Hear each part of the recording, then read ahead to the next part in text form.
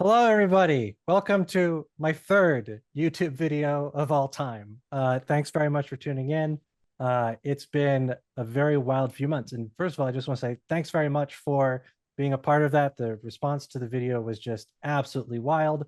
And the timing was very fortunate because, as we all know, 1 week after the video came out, a certain streak decided to die a very wonderful, graceful death. I am joined right now by two people who know very well the catharsis that we all felt when the Minnesota Twins defeated the Toronto Blue Jays. First of all, I'd like to say hello to Twins Daily contributor and proprietor of his own YouTube channel, Mr. Tom Froemming. Yes. I just learned how to use those.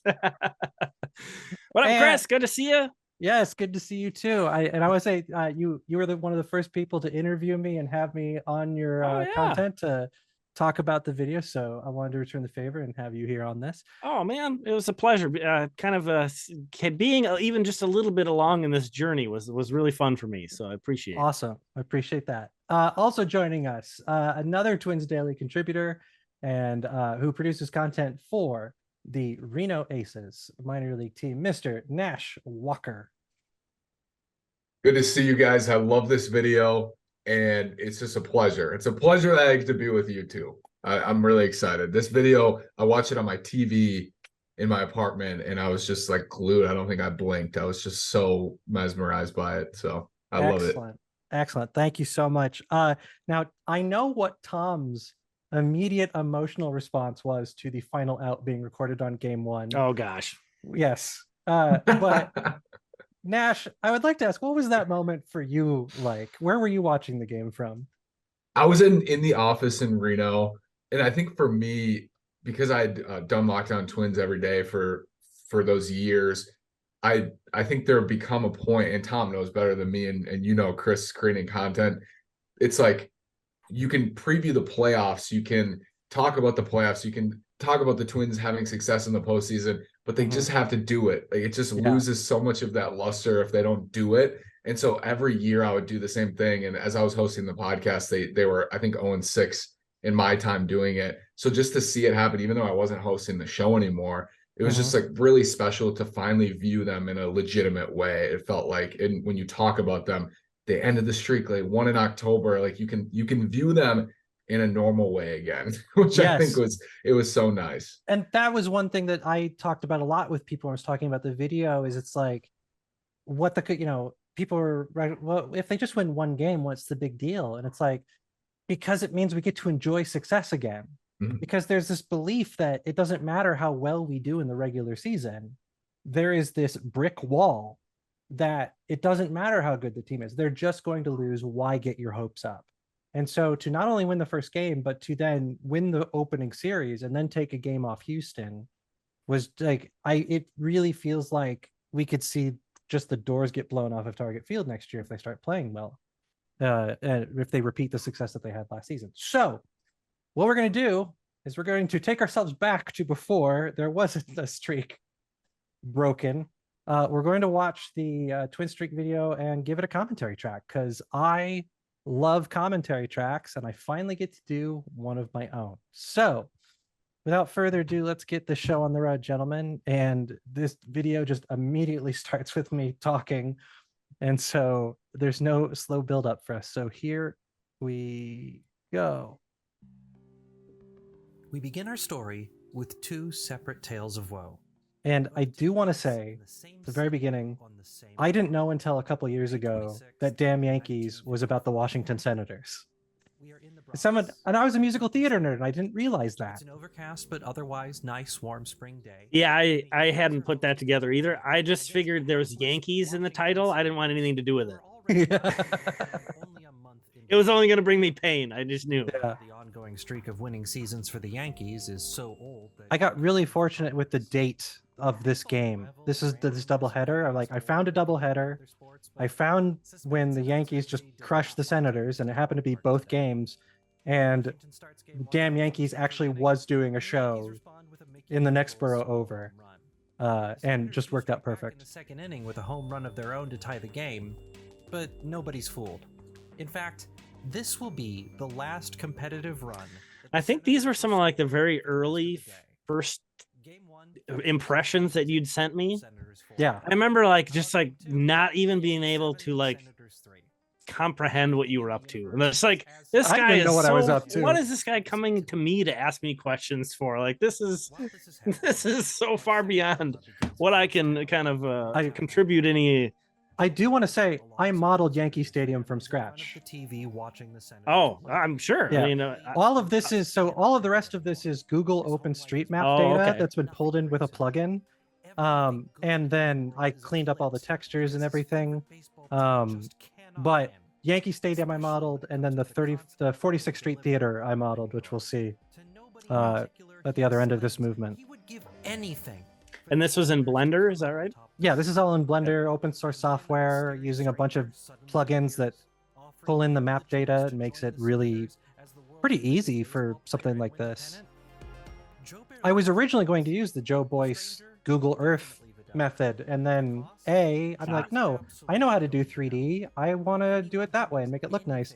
And second of all, the criticisms that I got for being too much like John Boyce would have just been like 50 times as much if I had done Google Earth. But you acknowledge that as much as anybody. Yeah, I try and hang a as long as hat on people it. got in far enough, Yeah. you know, and we're paying close enough attention. Yeah. Fun fact, the 46th Street Theater is now the Richard Rogers Theater, which is where Hamilton is produced. Oh, wow. The source material was definitely not. When the musical opened only a month earlier, the Yankees had won the AL pennant 20 times, while the Senators had only won 3. And the last of those was in 1933, a full 21 years before the musical debuted. For the audience attending this musical, the anguish felt by the Senators fans was common knowledge. Failure was the role that the Senators played in baseball.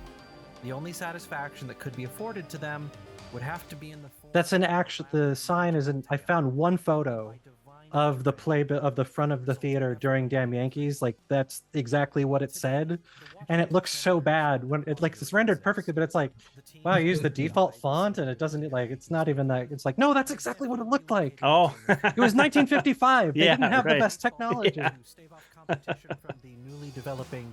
Of course, if you look, the skyline is 2023 New York skyline, but what can you do? But it only lasted a decade.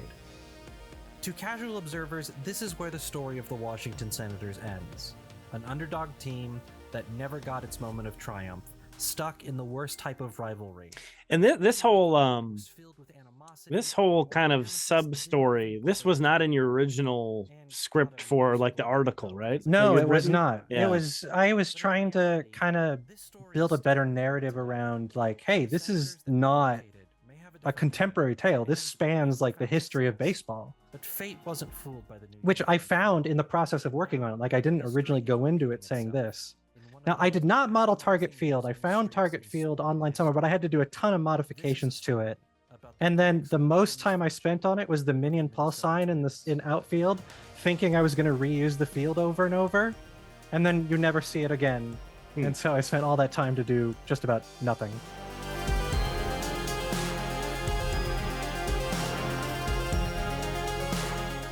Finding all of these photos was so depressing.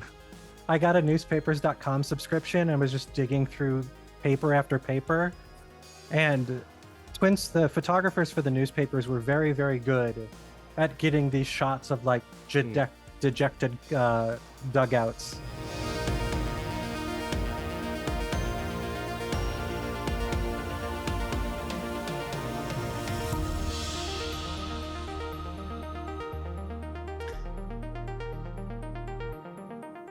I remember that was one of the things I'd asked you about when I interviewed you on my channel was like you did this. Yeah. You.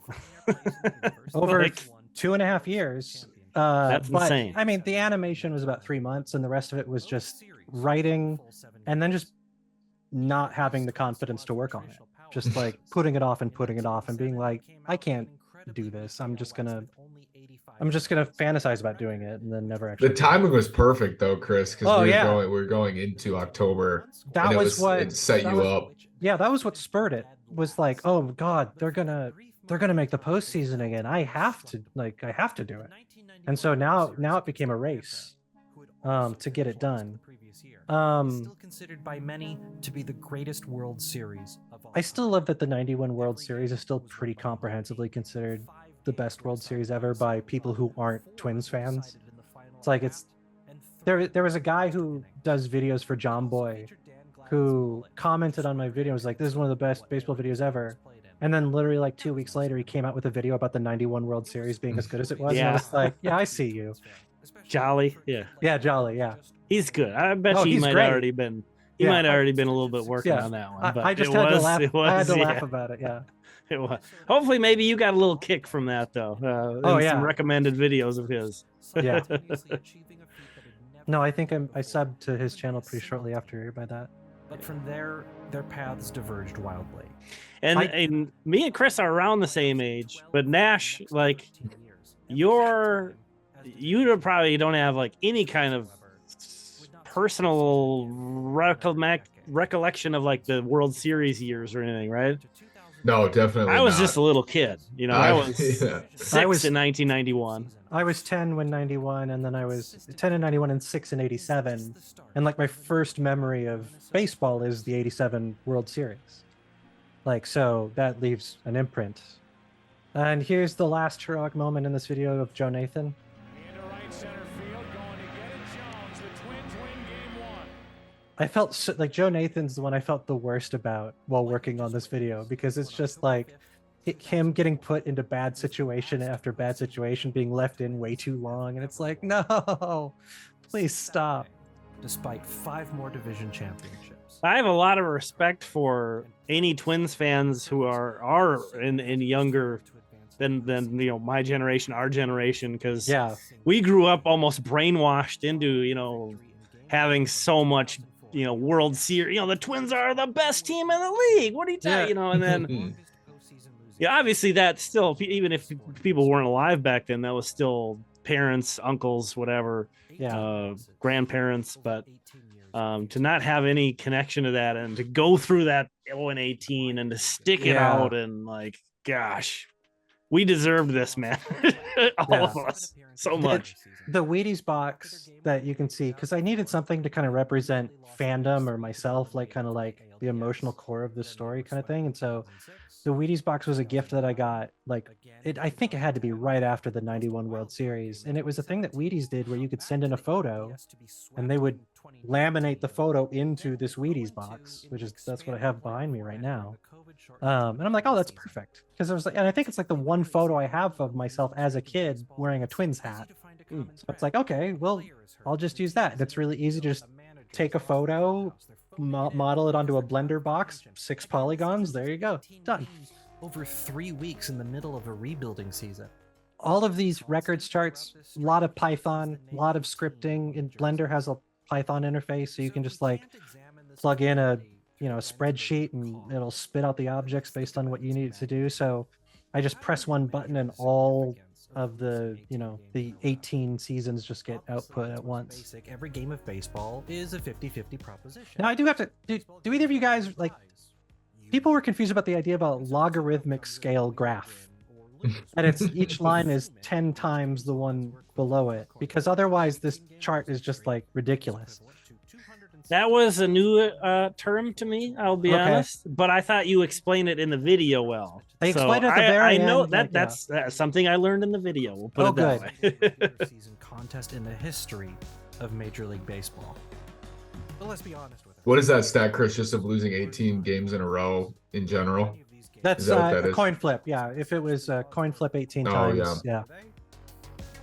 Well, if you are someone that I love this part because it reminds me so much of that, just something that always happens when you're a creator of. Yeah.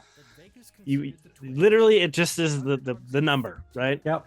And there's so many people. This is on your article too. So many people complained so much about that. The comments on that article, just like, you have some on this video too that are the same way. A couple, but obviously I probably make a much stronger case for the emotional resonance of why this number feels the way it does. Yeah. But so many people, and I think it's just the formatting of the article just makes it harder to follow the numbers, or the concept isn't explained as well. And so there's just like, this number isn't. I'm like, no, I assure you, this number is real. Like, there is actual math behind this. It's just People up were to like you to mad decide. about it. Yeah, it was so wild. And it's like, well, the explanation is there. It's explained. If you want to know where the number came from, you do the work. You show your work there throughout the whole thing, and in this video too. Yeah. There's just so many people go back to that, like 262,144 to 1. Yeah. And they're like, well, it wasn't a coin flip. It's like, yes, we understand that. Yeah. Oh wait, who are we playing again? Okay, the Yankees horror montage. I found this audio clip just like on YouTube, like and then I mixed in Frank Sinatra's New York, New York. And I had to add that little kid from the stands they were interviewing. I can't remember who it was. They were upset that some guy signed with a different team, and he was screaming in the thickest New York accent, like, he's not a true Yankee. He's going to the Red Sox. I was like, oh, I hate Yankees fans. I brought math.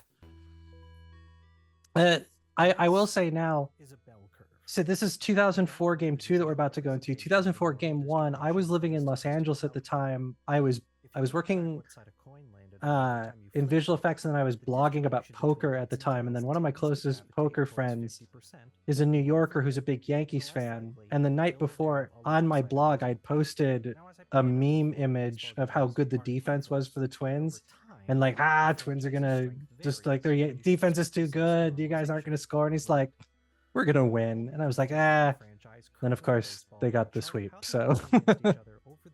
And he did not let me forget that for several years. Of expansion teams or due to interleague play being a more recent. This stat is actually really wild, like this perfect curve that you can just see. But there's this you can see how expansion has changed. Like there's like this group of 12 teams at the very top that have just been around forever, including the Senators / Twins. Yankees and Twins. I wish this concept had come across a little bit better, like how far away from the curve it is. But yeah, it's like, and 3 of these, of course, involve the Yankees, and it's just like, oh no, they just destroy everybody historically. It's like not even close. You flipped a coin, 1,970. Yeah, and like my brain looking through all this is like, okay, this is an article. This is a video. This is an article. This one screenshot from this, almost 2-hour video could have been its own video. Like. I did think about breaking it up a few times. There was at one point I considered making it like an 18 video series. I'm just like, I'll never finish it. There's just absolutely no way. But also it's like, that kind of ruins the through line. That kind of ruins, like, I'm trying to build an emotional narrative for this to get to the end point.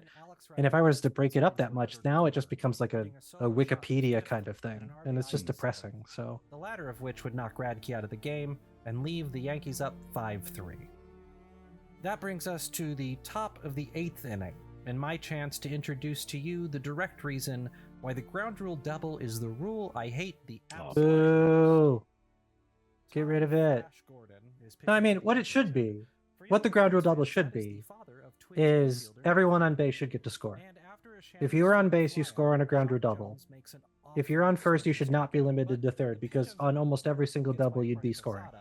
And Jones makes it safely to first. Well, and in these days when we have like sprint speed, we if we wanted to, you could realistically like run the numbers and be like, yeah, this guy would have scored, But then you have to allow for how precise the fielder, because then people are going to be like, okay, well, how good is the fielder who would have been picking up the ball to make the relay? All that data's out there. I mean, oh man, I can't run the numbers that fast, but you can plug that into a computer, I imagine. And Justin Morneau, yay! Justin Morneau is only in his 2nd year, neither of which have been. I did have, I had to highlight 3 players. I had to highlight the 3 players that I love the most and find a good moment for them. And this one happened to be the first one because he gets the hit off Mariano. But of course, it's also really depressing because of our 3 heroes in this story, very few of them had really signature playoff moments. Either because they were injured or because of the way that the game worked out. Just screw this up. He also does this to Mariano Rivera's very first pitch. I like to call him Nash Walker's future booth partner. Justin Morneau. It was Justin. I think that was what was sad when I was watching this too, is like all the good players who just Yeah. never did it and just never experienced it. But then a lot of fans will credit that to like, well, he just didn't have it. He just wasn't the guy. And it's more, baseball is so much more than that. Yeah, like baseball is not a game of stars. Baseball is a game of teams. You But can't, I- like, as I we found agree out in the with last few that. years, you can't put Shohei Ohtani and Mike Trout on the same team and just assume that they're going to make the playoffs and win a championship the same way that you could with like an NBA team. If you can't do that with LeBron. You can't do that. You can do it with LeBron James. You can't do it with Mike Trout and Ohtani, kind of thing. I think there's some challenge in saying that after seeing what Royce Lewis did. Don't jinx it. You Don't know, jinx it. all the pitchers had to do their job, all the fielders had to do their job, but Royce Lewis just being like, "I got this, guys." Okay, but not over 160. Like one guy Right. can't do it all 162 games. Or I Plus, mean, they only yeah. scored 2 runs, and and win one of those wins at least. yeah. Kowalski, So a lot else had to go right. Everybody else had to do their jobs, but What are you saying, Nash? I was saying when I was in 8th grade, Kowalski was our hockey coach, our assistant Really? hockey coach. Oh, nice. Yeah. Yep. And the Twins have sacrificed their best hitter. he still plays town ball, I think. Yes, I Yeah. think he still rakes. That's amazing. Stayed deadlocked until the 12th. When Torrey Hunter did hit a 2-out solo shot to take a 6-5 lead. That's the thing too. It's not that the guys didn't have these moments; they did. Mhm. They did, but It's just that when you don't get it done, nobody Nobody gives you the remembers. credit for it. Yeah. You know, and that's where the team game thing comes in. Yeah. For sure. Yeah, so yeah, Joe Nathan's pitched 3 innings now, and there's no one warming up in the pen. Can you imagine that happening in 2023? No, Just the way that, and this comes up later on. The Yankees leave in CC Sabathia to clean Yep. up his own meth late in the game, and someone commented on it on YouTube, just like, I can't believe Sabathia was left out there and then got it done. And I haven't looked at who they would have had as an option that day, but yeah, it's like, yeah, this is a different time altogether. This is a different game of baseball. Gardenhire brings in JC Romero 4 batters too late, and then immediately gets walked off by Hideki Matsui on the very next pitch. Yankees win. The Yankees. I had to do it once. I love that. I had to do it once. Hopes were created, and then those hopes were destroyed. How much hope, I hear you ask? Well, I have terrible news. I think I can quantify it. It is time And now here we the go. concept of Sklansky. We get super nerdy now. So I played poker semi-professionally. I worked for Full Tilt Poker for a couple of years, and really got into the math behind it. I was working with a ton of different pros who were super serious about it, and I was like, there was a stretch where I was supporting myself by playing poker online while Wow. working on film at the same time. And this is where I got the idea, is this concept, like being able to find your maximum win expect. That's where all of this comes from. So I'm like, well, I have to explain this. And I have to give David Sklansky his moment in the sun, because anyone outside of poker has no idea who David Sklansky No. is. Absolutely not. But he is No idea. brilliant mathematician. It's a really interesting concept, though. Yeah. That you explained pretty well in here. I kind of feel like I got it or clicked without having any idea. I don't play poker. I didn't have any idea who this dude is. So Yeah.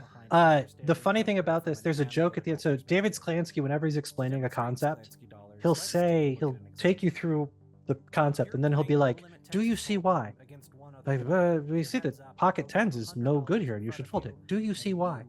And so at the end, just right for a split second, you can see next to his face, you can see, do you see why? And then it goes on after there. And I just wanted one poker player to be like, I see the thing, he's the thing. No one noticed it. Absolutely not. But I'm pointing it out now because it deserves. somebody better. Yeah. I had some animation, like the Ace King, it goes yoink. There's like, I screwed up the animation. I didn't have enough time to go back and re-render it. So I just put yoink next to it. I'm like, okay, yeah, it was a mistake. That's fine. I didn't think you were going to get to finish this on time. I didn't think there was any way. There was a render farm that's open source of community participants. It's like, you know, the SETI where you just leave your computer on and it just like Sure. does computations in the background.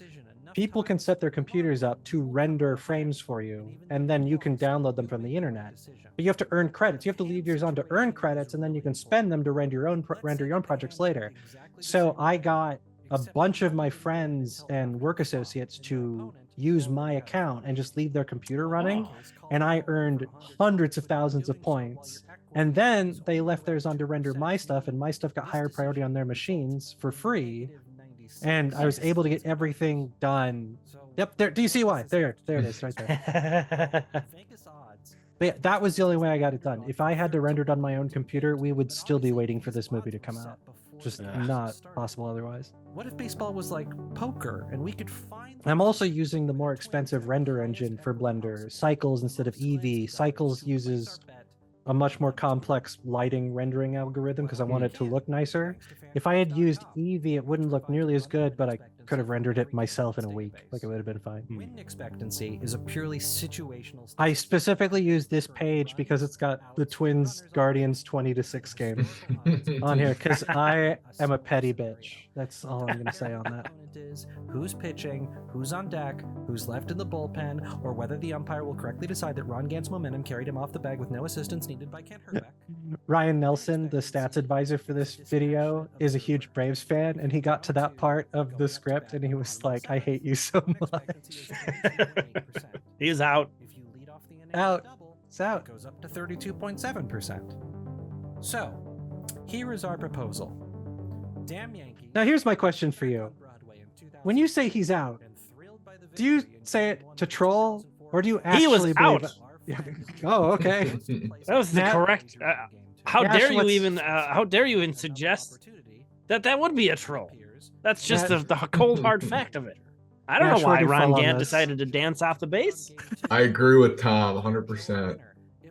I think I used to say it as trolling, and then I watched it some more, and I'm like, no, I think that he would have fallen off anyways. Yeah, I think okay. Kent Herbeck just had his own gravitational pull at that point. He's T-Rex, man. That's the story, right? He joked he was going to be a pro wrestler someday, and he'd wrestle under the name T-Rex. Is that a true anecdote, or is that something from my childhood? Did I just make that sounds up? like that sounds right. Now I have to go look that up. I didn't use it in the video because I was like, I don't know if I just made this up as a kid. I swear though. In the bottom of the 12th. Up by 1, bases empty, and only 2 outs remaining, the Twins were 88.1% favorites to win, meaning this streak starts right off with a doozy. It should be noted that at this very moment, Baseball Reference has the Twins as 86% favorites to win the division series. Yep, another error. You covered it up well, though. Yeah. No, I don't think anyone noticed that there was a mistake there. Back in Minnesota for Game 3. I do like. I kind of skip past like the Oakland series. I skip altogether, and we'll talk about that when we get there. But this game, I just kind of like. There's not much here. It's like, yeah, we got, you know. It's really fascinating how quickly you can get to 60 or 70% win expectancy without it being that, you know, big of a difference, which I think also speaks to like how much like how the early phase of the game is so much more important than people give credit for.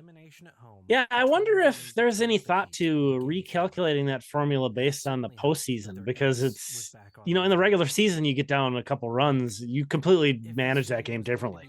Yeah. Whereas that's a little not the case in the postseason. You know, you're still. That's a good point. I would love to check that out and see if like, because those numbers I think come from Tom Tango. Yeah, and it's like a huge historical, and actually that's another good point. That's from a data set that's not super current now. Well, I think they update. I think they've okay, do they? updated it. I think Okay. so. I got really nerdy on that stuff when I was doing the daily game recaps at Twins Daily, and then Yeah. I haven't kind of dug into much of it since, but it's really fun to look at. Then, in 1999, the Astros left him unprotected in the Rule 5 draft, and the Twins took advantage. The Rule V draft. You never see it spelled that way anymore. His debut in the major leagues was completely ignored by the local press. I went to go find the gamer.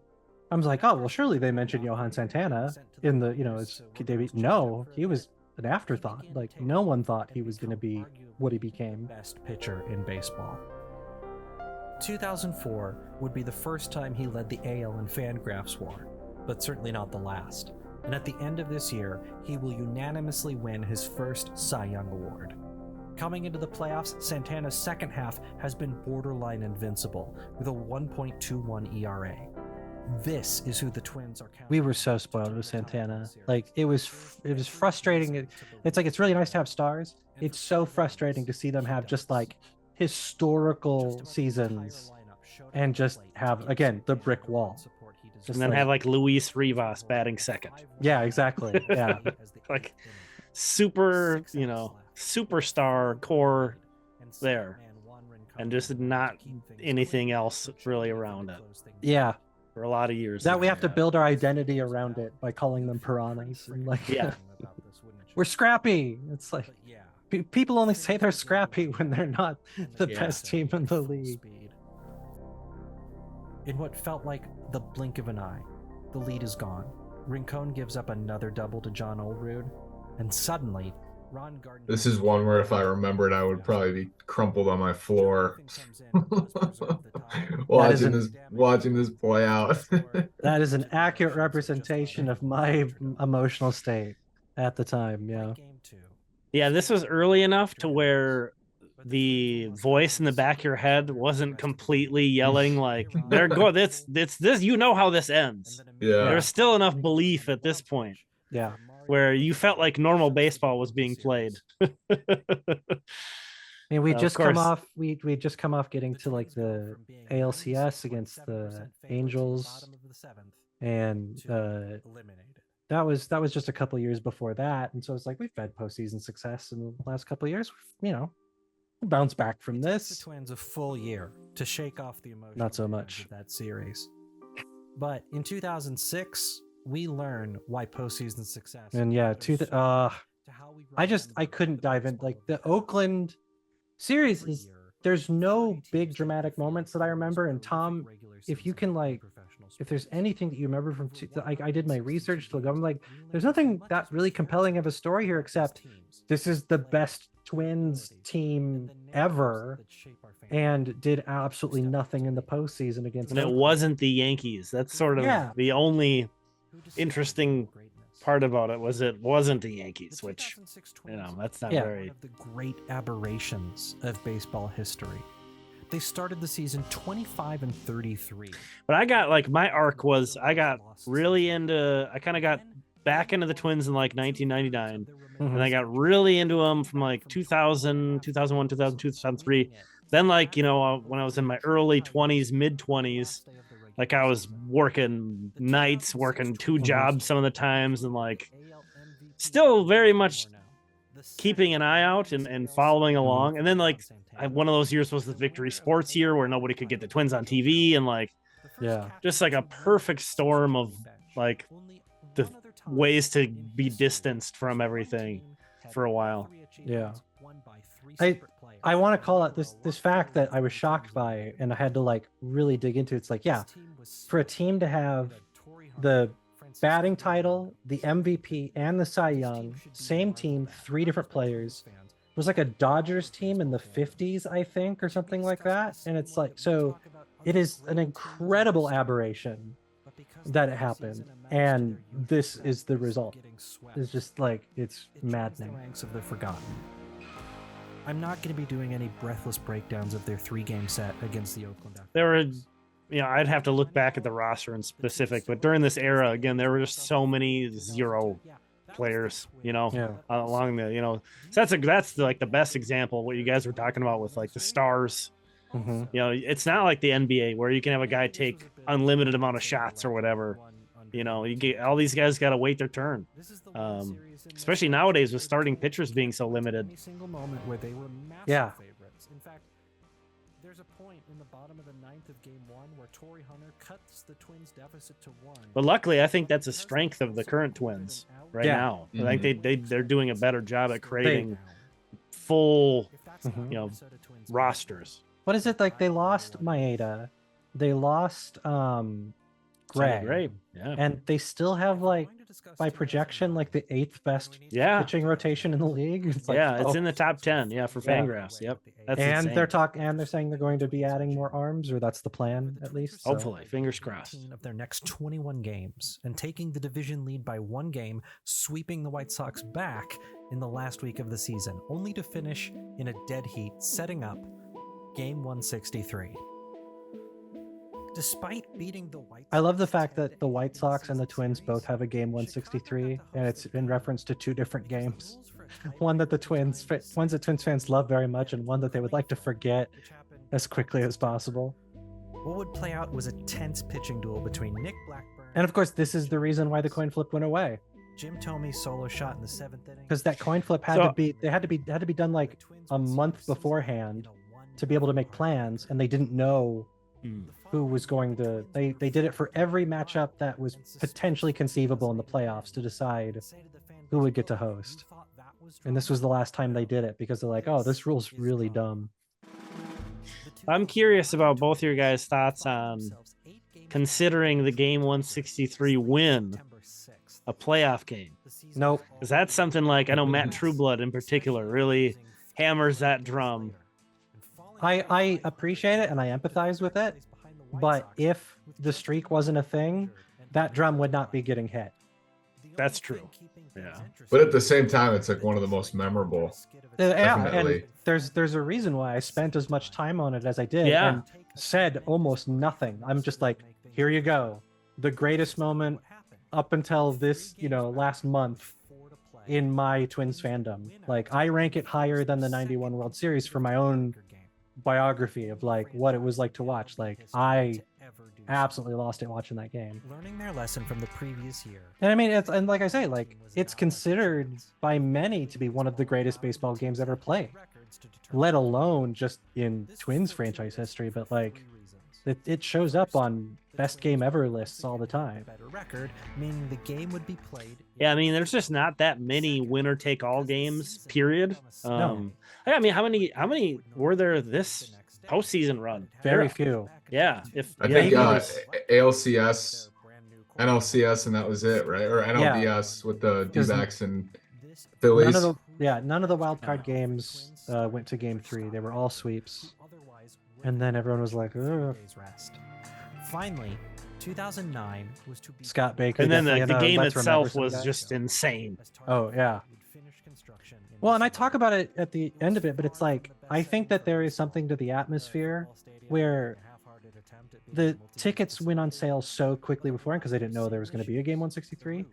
It's not a postseason game, so you don't have people coming in from elsewhere. You don't have people that are as many neutral fans. It is the most home field advantage you'll ever have because the place is going to be packed. It's all going to be local fans, and the stakes are super high, so they're going to be as loud as possible, right? And the Metrodome being what it was, like, it's home field advantage at its purest form in one of the most home field advantage friendly stadiums there's ever been. So yeah, absolutely. Like, you can, I talk about it at the end, but it's like no one leaves at the end. Everyone just continues cheering for the next like half hour after that. No one was going to leave. Yeah, that's a great point. And I had actually the streak breaking game was the first one of these playoff games I ever went to. Mm-hmm. And I had some vibes of that there. Like, there was tickets available like 5 minutes before the game started that you could get for pretty reasonable. So it wasn't like there was a huge demand. We were playing Toronto, who travels extremely well. But getting into that stadium and kind of realizing like, oh, these are all the people like me who think that we're going to win today. Yeah. All the people that we see online all the time. They weren't going. They thought we were losing, so they weren't in the ballpark. It was a vibe in there. Yeah, there was definitely this feeling. I know Bonas talked about it a little bit. I saw Nick Nelson talking about it. I saw a lot of people like, we need to show up as a fandom tomorrow. You have to go. You have to be. We cannot bow to. I was so disappointed too to resignation. see the tickets so cheap right before the game. I had such low expectations. And then the place went wild. Blown away. Yeah. Yes. Blown away. Overwhelmed. When I was watching, because I was watching at home in Oregon, that was the thing I was most nervous about. I was like, is the fan base going to show up? And they absolutely did. And it was so cool. I mean, and for me, like the Pablo walking in with the Santana jersey, like, holy crap, man. Chills. Like, the vibes are immaculate. Let's do it. It's going to drop and against the line. Rennaisance can't get it. It's up against the wall. I think the most important, okay, Throw. this right here is my favorite moment in the video, and it's because I got the music picked out, and the shot of Cuddy getting up and just kind of looking exhausted, like he put absolutely everything into extending that triple, and it's that triple that kept us in the game. I probably spent more time on picking out music than just about anything else for this video, and this is the track that you hear it again at the end of the film, and just like that perfect kind of emotional catharsis of like, this has weight to it. Alexi Casilla. Ah, Since 2002. Line drive, base hit. the tag, the nightmare tag, should never have gone. That's a good play, man. They made a great play there. They did, but if you watch the replay, Casilla hesitated. Like there's a full half second where he's going Kind the of do wrong a way. stutter step, yeah. Yeah, he did not. He didn't tag up He's quickly enough. oh, I see what you mean. I see yeah, what you mean. and then they sent him anyways because it's you got to try. Oh, man, they get the force.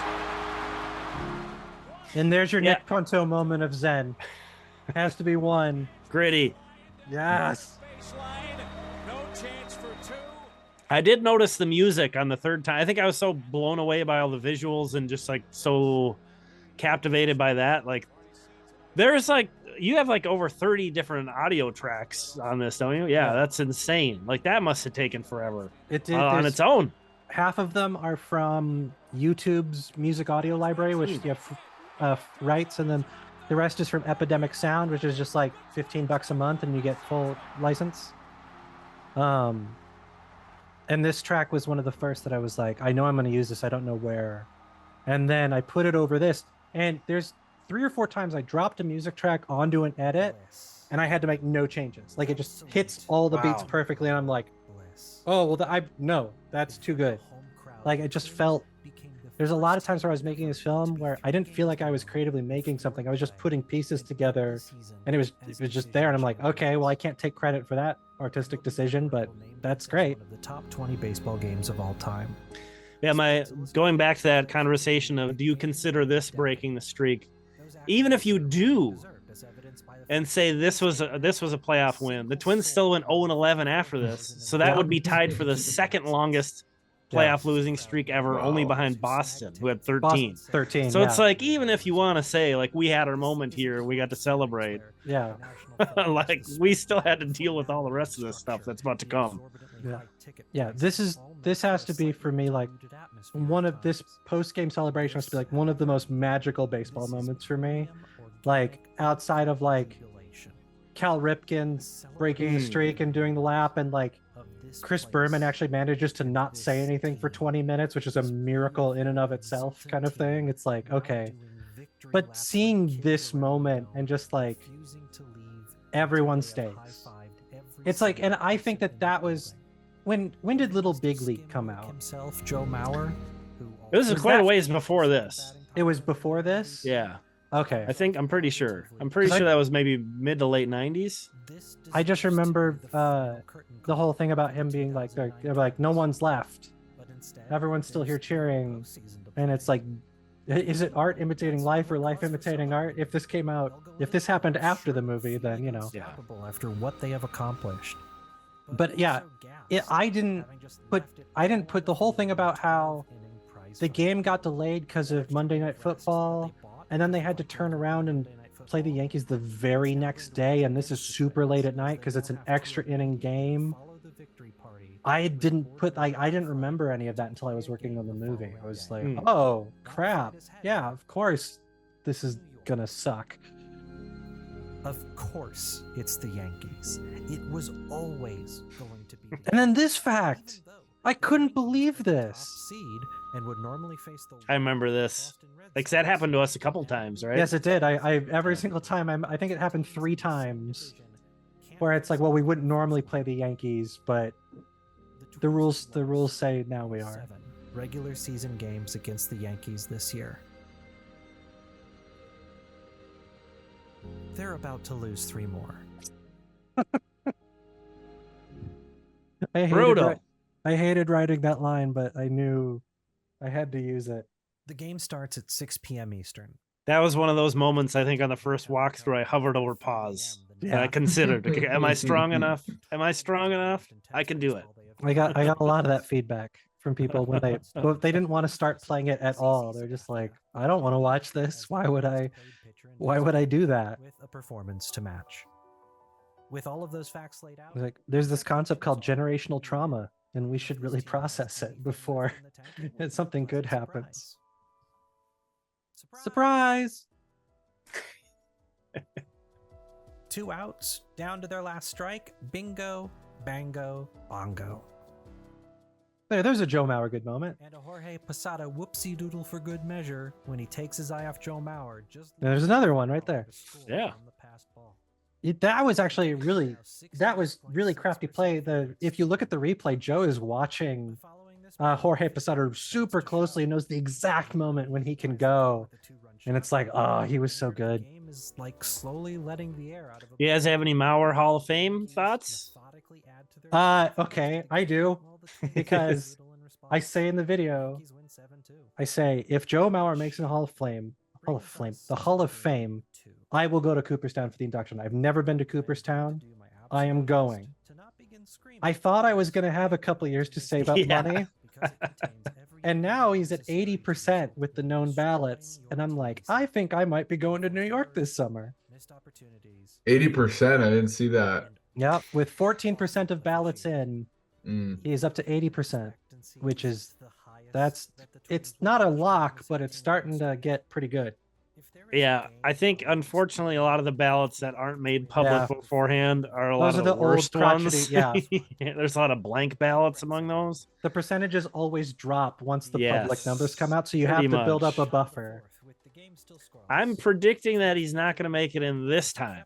But I think even from this small sample, we can safely assume he's getting in eventually. That's pretty exciting. I think someone was saying, like, no one has ever come that, like, no one's ever gotten up above 70% and then not made it in, unless your name ends with Bonds or Clemens or something like that. Something ridiculous like that. Tainted in some way. Yeah, exactly. Dillman Young rounds third and heads home for what should otherwise be. I've never been to Cooperstown either. You, Nash? Never been. Yeah. Well then. Oh, that would be a good opportunity. You make the call. And now for the most expensive part of this production, because I hired a voice actor. This was like a This Week in Baseball thing, right? Yep. Yeah. But yeah, well, Harry Callis was the original narrator, but he wasn't the only one. But You Make the Call was just a commercial that IBM would play all over the place. But This Week in Baseball used it a lot. But you could just be watching sports and there would just be an IBM presents You Make the Call, and it'd be football or tennis or something like that. I might have to go and watch some of those. I'm sure they're up on YouTube. I found a ton of them online and sent them as reference to the guy. I'm like, I need Harry Callis. And he's like, I got it. But this was, you did a really nice, go ahead. Sorry, I was just going to ask if you made the whole thing in order, like throughout, or did you have to do pieces? I hopped all over the place. The New York section at the very beginning, of all of the time I spent animating, half of it was on that very first part. So it's like very disproportionate of how much time I spent on it. And that was because I had no idea what I was doing. And I'm like, if I can't figure out what this first part is supposed to feel like and supposed to look like and I get familiar enough with the tools, there's no point in doing the rest. It has to open strong. And so I probably redid it like 3-4 times. Like I redid the textures, I redid the animation, I remodeled the 46th Street Theater. I want to go back and remodel it again, even though the video's out. So why would you do that? But you know, yeah, I spent a lot of time on the beginning, and then I jumped all over after the end of that. 91.7% favorites. Let's go. Let's do this. We've got them right where we. Alex Rodriguez hits a 2-run homer off Joe Nathan to tie the game in the bottom of the ninth. In other breaking news, there is no God. For those of you whose knowledge of baseball doesn't extend to this video, I wanted to put this in, but I still feel like it's a needle by doing it. But it's like, no, I'm trying to be genuine here. Joe Nathan was amazing. But if this is your only experience of seeing Joe Nathan, you're going to come away being like, wow, he was overhyped. If only they didn't have that Joe Nathan guy, boy. Yeah. Yankees get runners at the corners before failing to score. And we come to the top of the 11th inning and the entrance to this particular story of my personal baseball hero. Yeah, baby. The lights got to come down for this one. Joseph Patrick Maurer was better at baseball than you, and statistically speaking, he probably still is too. Local high school hero in multiple sports. I'm such a Joe Mauer apologist, and I debated like kind of like moderating it a little bit for the video. I'm like, no, Turn it up. This is my voice. I'm going to crank it tell up. this story the way that I want to. While dazzling crowds with his defense, baseball IQ, and aw shucks gee whiz, I'm just a good kid. Speaking of the music, this is a good one. Yeah. This is a good track here. I was like, this has to be upbeat. This is a celebration right now. And bilateral leg weakness, while simultaneously being paid a lot of money that was still less than what he was actually. There's very few things that people can do on Twitter to like rile me up enough to want to just be in some stranger's replies and be like, oh, well, excuse me, sir, but with like Maurer was overpaid, Maurer is soft, Maurer had injuries. I'm like, years later, due to the injuries, Maurer was forced to move to first base. He still struggled for a bit, but in 2017, everything was coming together. 2017 was like, I had just majorly got back into the Twins at the end of 2016. I had finally gotten an MLB TV radio subscription. I was listening to Provis and Gladden, and Provis was making a lot of noise about, you know, this season's a wash, we're doing awful, but there's a lot of signs 2017 is going to be a good year. And I'm like, okay, I will check this out. And then Maurer just had an amazing year at first. And I was so excited because I'm like, yes, he's back. Let's do this. Honor goes to Eric Hosmer? Eric Hosmer. And then this And I love how you would turn this part into just a personal vendetta against all of the whoever decided the Gold Gloves that year. I can't remember that. That's mostly writers, I think, right? I can't. Yeah. No. It's a combination. I think it's because Rawlings has their own rules. It's not BBWFA. At the time, as you might imagine, I was a little bitter about this. I was also someone who frequently got called on by the mods of the That's awesome. subreddit to make topical images for the sidebar. So when Brian Dozier and Byron Buxton won Gold Gloves at their respective positions, I was asked if I could make something nice. I talked with the original mod who asked me to make these, who I was going back and forth with, who shall remain nameless for reasons unexplained, but I was like, hey, I'm going to tell this story. Is it okay if I use our DMs? And he's like, no, you may not. I would prefer not to be associated with this at all. I am still screaming about this 6 years later. Okay. All right. Back to 2009. Yeah, it's been fun to see some of the reactions from the negative Joe crowd who like just cannot fathom that he's possibly a first ballot Hall of Famer. Has it been vocal? Has it been vocal, Tom? Oh man. That? It's been small. That I always try to keep that in perspective with any negativity. A lot of the times it's just one or two weirdos on Twitter, right? You know, I'm a weirdo on Twitter sometimes. So I'm not saying I don't do it myself. But man, there was a guy who wrote a letter to the writers. Yeah. I saw trying that, to urge them that Joe Mauer wasn't a Hall of Famer. A Tom Twins Fay. fan. I hate to interrupt you, but we have to get mad at this moment right now. Oh God. Yeah. You use an overused saying, but it's perfect here. Yeah. You had one job, Phil Dude, Cuzzy. Literally, that is the one purpose for that umpire to be down there, is for fair foul calls down the line. There's no other reason for them to be there. Season, umpiring crews are expanded from the standard. The funny thing is, if that happened to the Yankees, we'd still be hearing about it today. Hey, I don't know if Phil Cuzzy gets out of Yankee Stadium. No. If that happens to the Yankees. How? Why? You had literally one job. There's like big Yankee fans who don't remember this at all. Like, don't remember that. The I ground believe rule it, double, you that was a know. double. I got to be on Effectively Wild to talk about this, and thankfully Ben, who grew up a Yankees fan, and Meg, who grew up like a Mariners fan, they both, when I mentioned the Joe Mauer, I just said the Joe Mauer double, and they both went, "Oh yeah." I was like, okay. There's an error here. I said the old Yankee Stadium. This was the first year the new Yankee Stadium was out. To let everyone know what happened.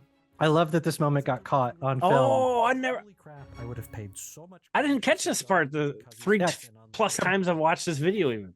Cabrera caught it on the clubhouse, like he was watching it in the clubhouse and comes out to scream about it, and is like, so now you get to watch the rest of it knowing Gardenhire is sitting there stewing, and he didn't have the opportunity to yell about it. And gets on base, but that is one less base than he deserved. Will this cost the Twins? And it's like, of course, Mauer still gets on anyway. Yeah. But it's just not a double, you know. Sort of perfect. Mauer, who should now be on third base, is instead at second. And he did, like, they did ask him about not going first to third and then not going to home from second. And he was like, I was really banged up. I was not taking extra bases. So, like, I'm just like, I'm not even going to think about that possibility. I'm just going to be like, but you don't need to, because the bases are loaded. They both would have been pretty risky, you know. yeah, But hey, bases loaded, nobody out, extra. Right, and nobody out. You know why? Yeah. Why? Just like the poker odds thing. Like, well, Yeah. odds are you're gonna get in there. So why are you gonna press it? Mauer is thrown out at home. Brendan Harris flies out. Guardy. I love the Guardy in here. Don't. I had to make sure there was a good amount of it. Mark Teixeira hits a home run, and the game is immediately over. The Twins lose a game that they were at one point. God, and if anybody watching this can't like comprehend the Yankees of this era, it's like what the Dodgers are going to be next year. Like everybody's imagining the Dodgers being this like unbeatable super powerhouse. Oh, they've got all the, that's like an all-star team. That's what the Yankees were in this era. Yeah. So to just keep getting them again and again and again and again was like, Yeah. come on. And oh god, I forgot what I was gonna say. They were absolutely juggernauts the whole entire time. We could not do anything to get past them. It was always dramatic fashion. The Twins always scored first. They were playing the role of scrappy underdogs perfectly right up until, and then they never pull a victory out. Repetitive. It was like almost always one of their big money sluggers. Some of them even were like in a down year, you know, Yeah. and that was their signature moment of their down season was, you know, oh, well, they were terrible, but you know what? They hit that home run against the Twins. And Yeah.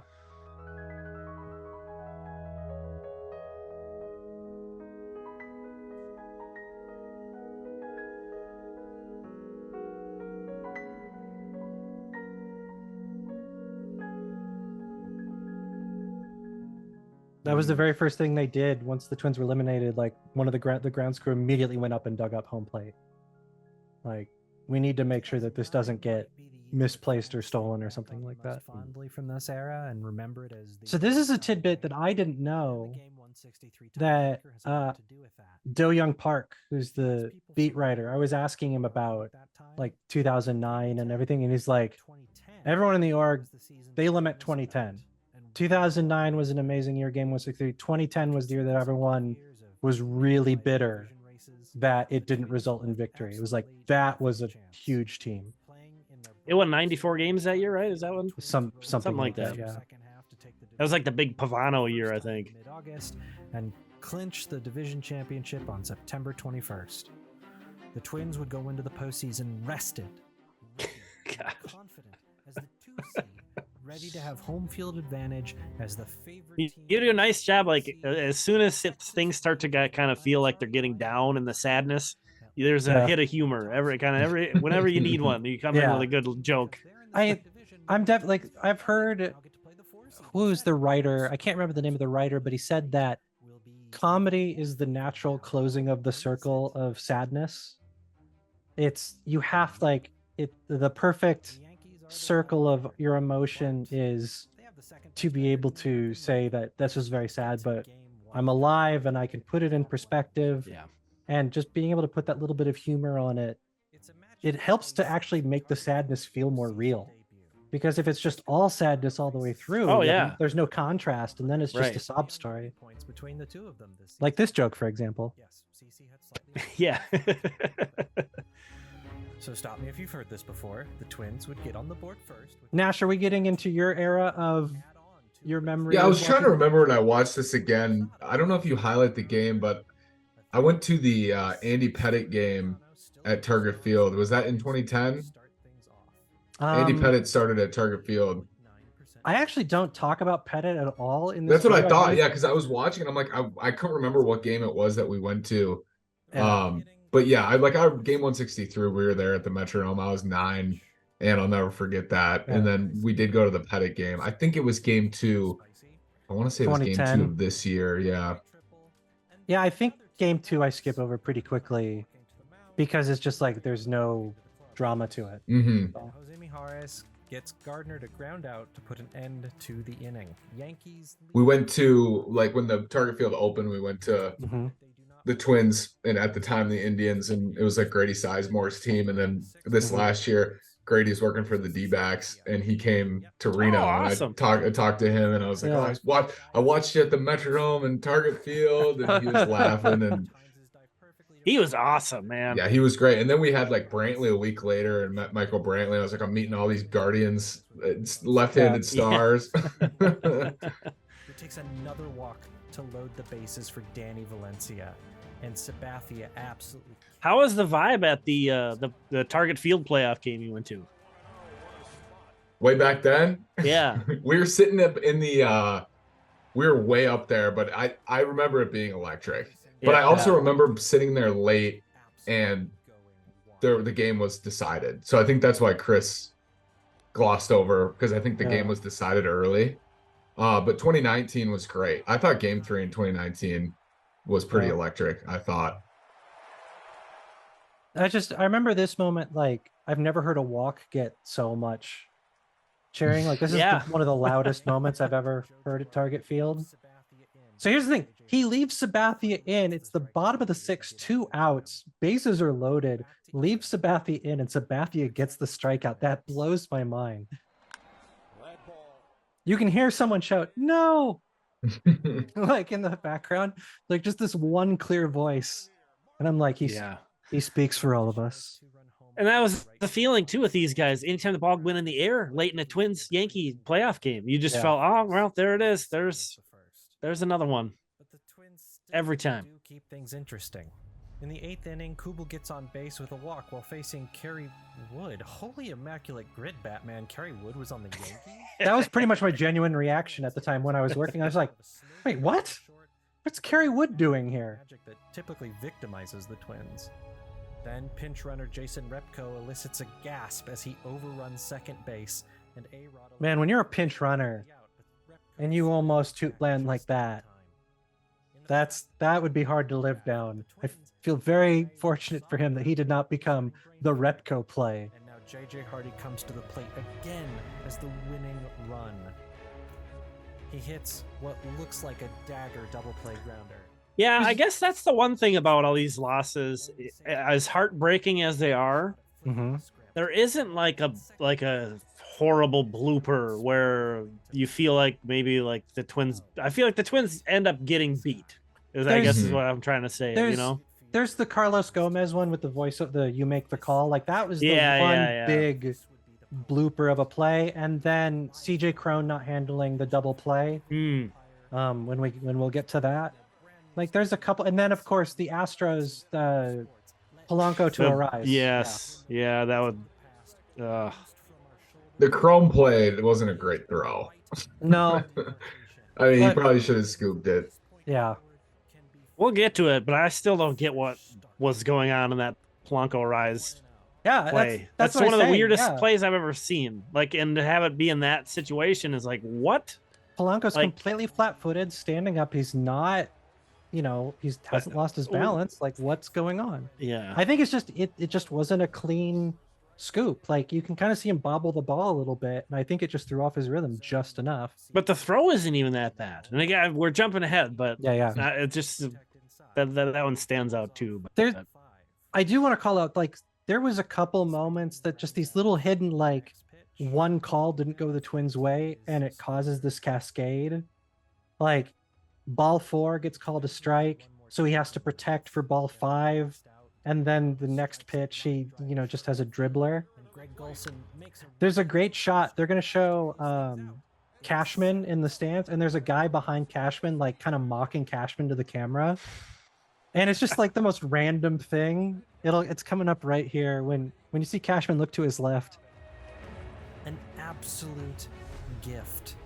Golson 100% makes the catch, but the umps call it a trap for some reason, and it will still be 4 years before this would be a reviewable play. You just got this. What is that guy? Like, he's smiling so big, and he's like, what's the troll here exactly? But I just always caught my attention every time. Massive spot of luck when it has worked against them. There's a few people like that where I didn't have an opportunity to kind of like point an arrow at them and be like, get a look at this person. But I left them in because I'm like, people will spot them because they're funny. Jim Thome being the tying run would have been so poetic. Yeah. Of the bottom of the ninth, and that is the first win of this series, and it goes to the New York Yankees. Blah. Refuses to deviate from the formula. Twins score first with a bases loaded sac fly, but leave the rest stranded. Regardless, this is now the 8th game that the Twins have played against the Yankees during. Could not believe this stat. The Twins have scored first Just absolutely floored me. every single time. Gosh. But of course, that means the Yankees have also come back from a deficit every time, and they have the script memorized by heart too, tying the game in the 4th and taking a 1-run lead in the 5th. But again, the Twins don't roll over. When you're down 1, every batter is a potential tying run, and Orlando Hudson cashes in with a. Is Pettit already out? It's the 6th inning. Into the 7th. But everything I don't think that was Pettit pitching at that point. No, I'm trying to think of when that was.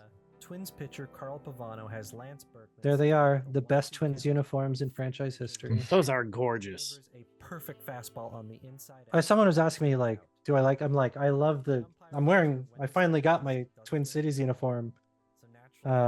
Sure. And I'm like, is that your family? Like, this is my second favorite Twins jersey of all time. Like, what's your favorite? The cream pinstripes that they just got rid of for reasons that I will never understand. On the way back. He does. Gardy. Yeah. Give him hell, Gardy. There's got to be at least one ejection in this video. Oh yeah. And I love Mauer's just like, not saying a thing. Just Kicking the dirt around. yep. The crowd is fired up, but fate pays no mind. Derek Jeter had played another run before the 7th. I learned later on just how much animosity there was between Hunter Wendelstedt and Ron Gardhire. Like, they had like, Oh, that was a thing? they did not get along. I think Hunter Wendelstedt was responsible for more Gardhire ejections than anybody, which is saying a lot because there was a lot of ejections. Yeah, I don't think the Gardner household got a lot of holiday cards from the umpires around the league. Put it that way.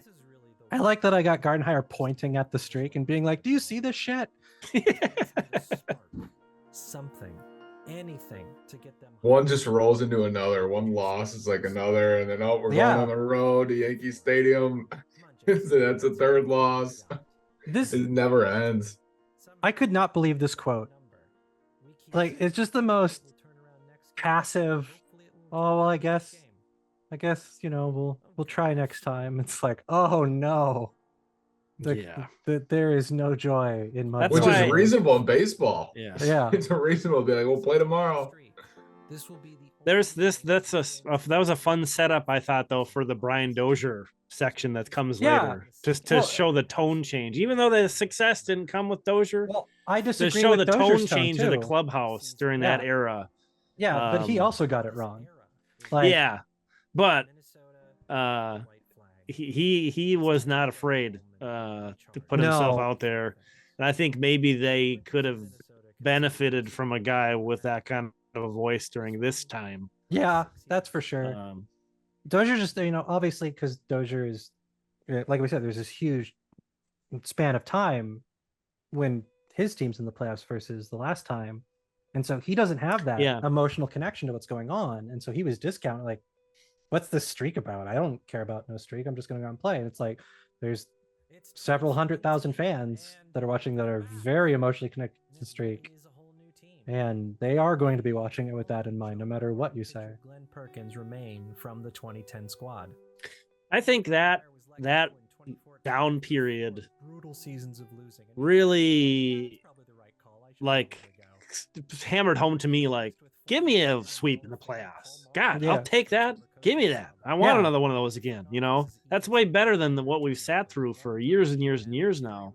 I had people in the comments be like, well, the Mariners didn't even make the playoffs for 17 consecutive years, which is worse. And I think the Mariners. I think the Twins. I would say the Mariners. Ugh.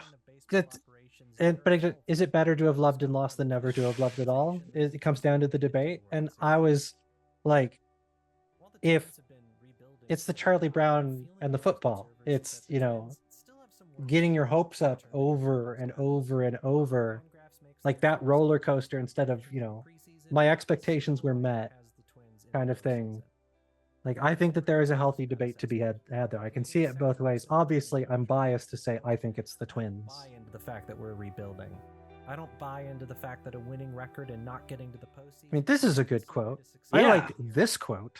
So they should give him some kind of a clubhouse job. Just make up another coaching position and just have him say stuff like that to the team all the time. Yeah, knowing our luck, he'll just coach everyone. Just on the literally unwritten keep him rules. around Yeah. to keep up the vibes. I still remember the one time when he made noise about one of their opponents bunting or stealing when down 7. Like an old school, like this crotchety baseball. Yeah. And I was like, come on, He Brian. definitely had that in him too. Yep, totally. Yeah. The pundits were right about That whole era of bad Twins teams kind of had that air about him a little bit. I one of the few Twins Daily articles I wrote that made the front page was basically calling the Twins to task for pulling some unwritten rules stuff. I was like, this isn't. I like the Twins partially because they don't engage in that crap. I'm not excited about seeing that this is what is happening right now. And of course, the comments on that article were pretty bad too. as the future of the franchise. Byron Buxton, we miss you. Come back to center field this year, please. He's gonna be there. 17, his third year in the majors. I believe it. He does, earning MVP votes at the end. Of I do kind of feel like the stats that I'm leaning on here to be like he found his bat. It's like being compared to the past year. He's not making an all-star team or anything with that, but it would be longer than this video. this is a When gift I that look I at made. it gives me a hope always, even though it was so long ago, like to look at 2017 and see the 140 that he played 140 games is just like, it's unreal. I look at it, it still gives me hope 6-7 years later, like, oh, if we could just get 140. Yeah. He's not going to be the same guy like running around the bases looking like a baby deer that could lose his balance at any moment, but he's still there's inside Byron Buxton, there is the best player in baseball. It's just a matter of him finding it consistently and not getting hurt. They last made an appearance. Before, It's hard to know what to think about all what happened last year. Yeah. Part of me wonders if the Twins knew more and didn't feel like it needed to be public, and part of me wonders if they just didn't even know, day to day what to expect from him physically. I'm sure that it's which a is little also column A, a possible. little column B. Yeah. I do want to call out everyone who's ever been at Target Field who didn't collectively beat the crap out of the guy with the X days since Byron Buxton was in center Oh field. gosh, The fact that guy's still walking around with that sign without fear for his own life just disappoints me. it's really easy to get thrown out of Target Field. And yet, yeah. and Well, yet, I don't think that's why people avoid the physical confrontation. I'll put it on my to-do list. We'll put it There you that way. I exaggerate. Unfortunately, and he jest, can make another obviously. sign though. Yeah. I did hear tales of people like people were saying online like this is the conversation I had with that guy, and he just would not listen to any kind of reason or any kind of like anything that would make him examine what he was doing with his day.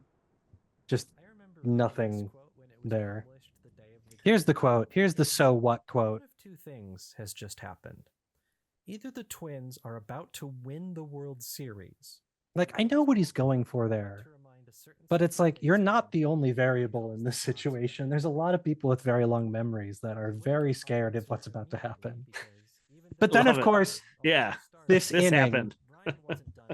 No, the flip side of that coin, like that frustrated me when I was doing the podcast too, is like the defeatism definitely is a factor. You know, Oh, it's yeah. like it's still a new year, it's still a new game. Like I've Yeah. never seen it in my lifetime, and I'm still trying to find that Yeah.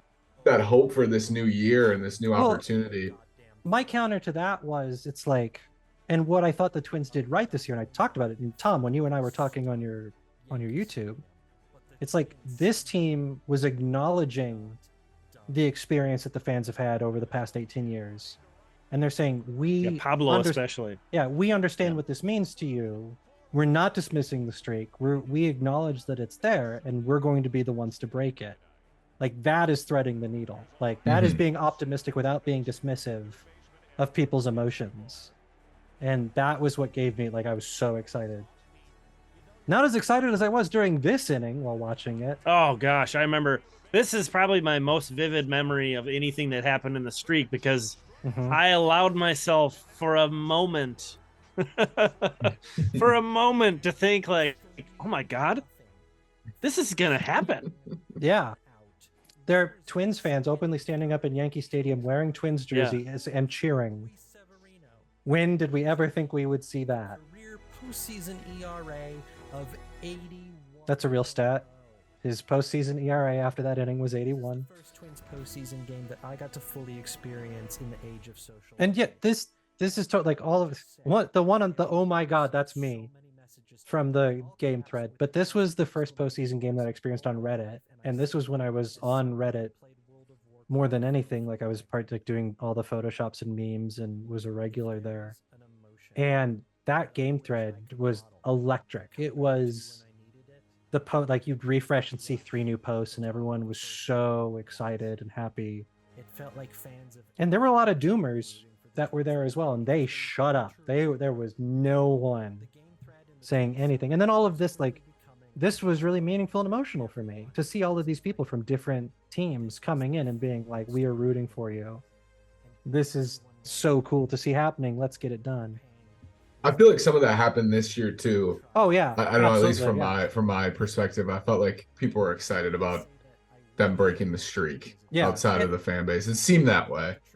Since I can remember, anytime the Twins have made the postseason, there has been that thing of like, oh God, this streak, I want your fan base to, experience a win. So this, I didn't get a chance to highlight it, but that should have been strike 3.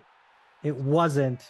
And the very next pitch goes out and ties the game. Yeah. To summarize, BD also came through Reno this year, and he can highlight. He was reciting to me every single swing he's had against the Twins. Like he knows, he knows exactly. He knows exactly. He goes, no, I went 4 for 5 in that game. I went, no, I had 2 homers. He knows exactly what he did. That's, I talked about all the mega superstar guys they had and the big money guys they had that killed us. That guy was like a guy they picked up in like a trade that nobody really thought a ton about at the time. Wasn't their biggest superstar, but just killed us. Yeah. Always killed us. Presenting a double play. But the impact that he took hitting the center field wall was still lingering, and he would have to be pulled after the 4th. I think another thing with the Buxton thing is in the stadium in particular, he is well received in the stadium.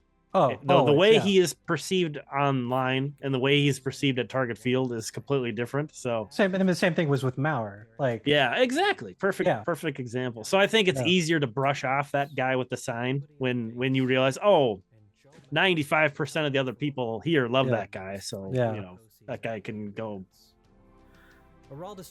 you know. Yeah. I remember getting emotional watching this moment. Like, I didn't think Maurer was going to retire at any point soon, but there was kind of this feeling of like, what if they don't get to the playoffs again? What if this is Maurer's last postseason at bat? And knowing it was against Chapman, who I hated, and just like, I know that the game's probably out of reach at this point, but if anyone could give us a spark, it's him. And then for the at bat to be so quintessential Maurer that he just took a ton of pitches and then just slaps a single. Little bit more. It's like, could it be more stereotypical? No, beautiful. Yeah. Against maybe the hardest left-handed pitcher to hit pitch for pitch Yeah. of his career during the time he was active. It'll be the first time I make the pilgrimage to Cooperstown. So There it is. You heard it there, folks. Yeah. Gonna have to figure that out. I haven't been on a plane since the pandemic started, so I'm gonna have to finally get over that hump. I want to stop and write 15 pages about the 2018. I want to do this video still. I want to do this video. No one will care. But the 2018 season is so bad. Like, because there was a good team that just like so many walk-off losses, so many huge comebacks that didn't result in wins. It was just so frustrating to watch. No, I think you've got some people that will see a Chris Hannell video and click on it at this point. I've only got I don't think 1,600 you- subscribers. I don't know if we're there just yet. I don't think you got to worry.